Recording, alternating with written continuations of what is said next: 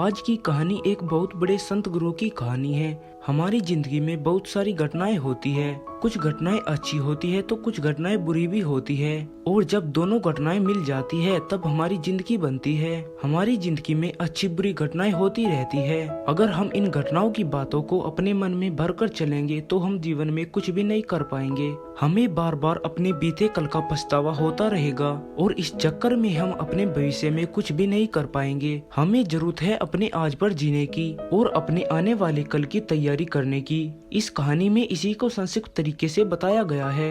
आज की कहानी में एक ज्ञानी गुरु होता है जो अपने शिष्यों के साथ अपने मठ में एक आश्रम में रहा करते थे। एक दिन उन्हें अलग सी सुलझी लगी। उन्हें लगा कि आज कुछ अलग किया जाए। तभी उन्होंने अपने शिष्यों को बुलाकर उनसे कहा कि सुनो, मैं भ्रमण के लिए जाना चाहता हूँ, लेकिन इस बार आप मेरे साथ नहीं जाओगे, क्योंकि गुरु जहाँ भी जाते थे उनके साथ उनके शिष्यों की भीड़ चलती थी और अलग से पहचान आता था कि गुरु निकले हैं। तो गुरु ने कहा कि आप लोग मेरे साथ नहीं चलोगे, अब की बार मैं खुद जाऊंगा और कुछ चीजों की खोज कर कर वापस आऊंगा। कुछ दिनों में मैं वापस आ जाऊंगा, तब तक आप मठ का ध्यान रखना। इतना उन शिष्यों को कहा गया। गुरु की बात सुनकर कुछ शिष्यों को भी मन में गुरु के साथ जाने को हुआ, लेकिन गुरु का आदेश था कि वह सिर्फ अकेला जाना चाहते हैं। इसलिए कोई भी शिष्य यह बात गुरु के सामने नहीं बोल पाया कि मैं भी आपके साथ जाना चाहता हूँ। गुरु का आदेश था शिष्यों को मनाना, और शिष्यों को मना लिया, इसलिए वह कुछ नहीं बोल पाए। और अगले दिन गुरु अकेले ही गांव की भ्रमण के लिए निकल गए। गुरु एक से दूसरे गांव की ओर जाते। जो गुरु को पहचानते थे वे गुरु के चरणों में स्पर्श कर उनका आशीर्वाद लेते और उनसे ज्ञान प्राप्त करते।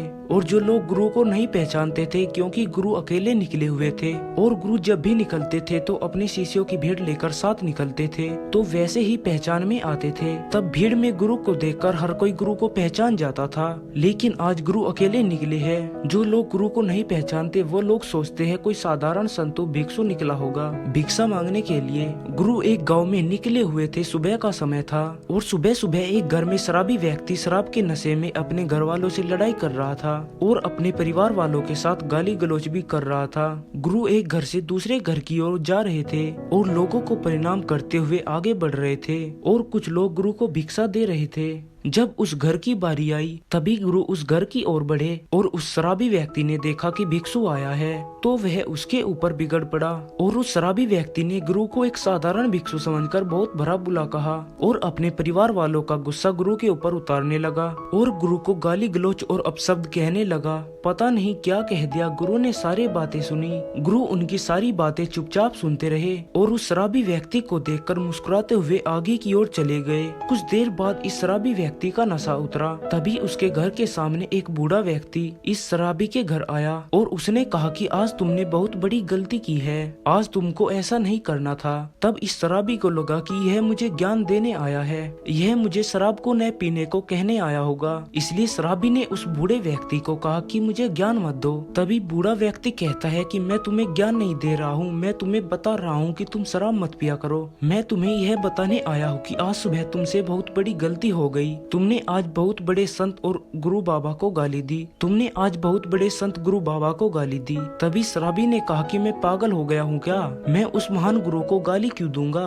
तभी बूढ़े व्यक्ति ने बताया कि आज सुबह जो तुम्हारे घर संत गुरु आए थे वो भिक्षा के लिए आए थे, एक साधारण गुरु नहीं है, वह बहुत बड़े महात्मा है। पूरा गाँव, पूरा शहर, पूरा राज्य उनके बारे में जानता है और मैंने भी कई बार उनके दर्शन किए हैं, इसलिए मैं भी उन्हें अच्छी तरह से पहचानता हूँ। और वह गुरु आज तुम्हारे घर भिक्षा के लिए आए थे। तभी शराबी व्यक्ति कहता है, अरे वो तो हो ही नहीं सकता, वो तो हमेशा अपने शिष्यों की भीड़ के साथ चलते हैं, उन्हें देखकर तो लोगों की भीड़ लग जाती है, मुझे नहीं लगता कि ये वही गुरु थे। तभी बूढ़े व्यक्ति ने शराबी आदमी को बताया कि ये वही गुरु है जिनके आशीर्वाद, ज्ञान, उपदेश और प्रवचन सुनने के लिए लोग तरसते हैं। आज इन गुरु की बात सुनकर लोग अपने जीवन को परिवर्तित करते हैं, लोग इस गुरु के दर्शन को तरसते हैं। और तुमने इस महान गुरु को गाली गलौज और बहुत सारे अपशब्द कहे, और ये वही गुरु हैं, मैंने कई बार इनके दर्शन भी किए हैं, इसलिए मैं उनको अच्छे से पहचानता हूँ। और तुमने उनको गाली दी है, अब जाओ उनसे माफी मांगो। अब यह शराबी व्यक्ति जिसका शराब का नशा उतर गया था, उस बूढ़े आदमी की बात सुनकर इस शराबी व्यक्ति को बहुत ज्यादा पछतावा हुआ।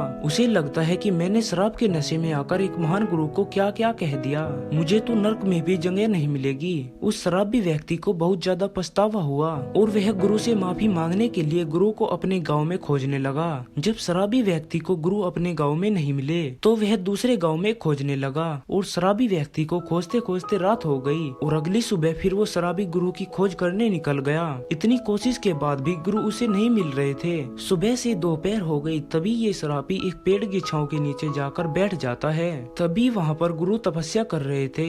यह देखकर शराबी व्यक्ति बहुत खुश हो गया और उसे लगा कि अब मैं गुरु से माफी मांगकर पाप मुक्त हो जाऊंगा और गुरु की तपस्या पूरी होने का इंतजार करने लगा। और जैसे ही गुरु की तपस्या पूरी हुई उनकी आँख खुली। यह शराबी व्यक्ति गुरु से माफी मांगने लगा। तभी गुरु ने कहा कि तुझे किस लिए माफ करूं? तब शराबी व्यक्ति गुरु से बताने लगा कि आपको याद है कल सुबह आप मेरे घर आए थे और मैंने शराब के नशे में आपको गाली गलौज और बहुत सारे अपशब्द भी कहे थे।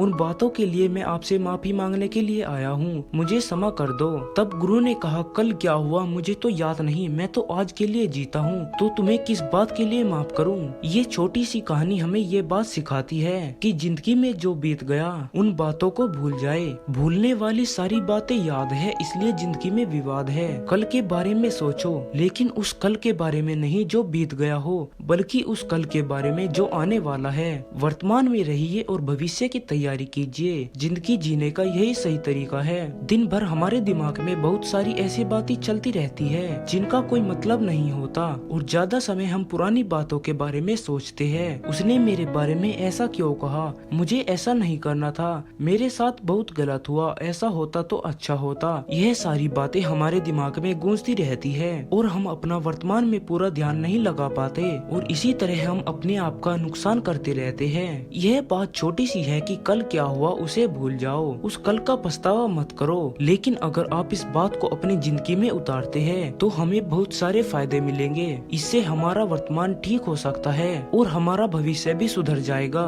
तो हम अपनी जिंदगी में एक नई सुबह से एक नए नियम से अपनी जिंदगी में वर्तमान के लिए काम करना चाहिए। राधे राधे।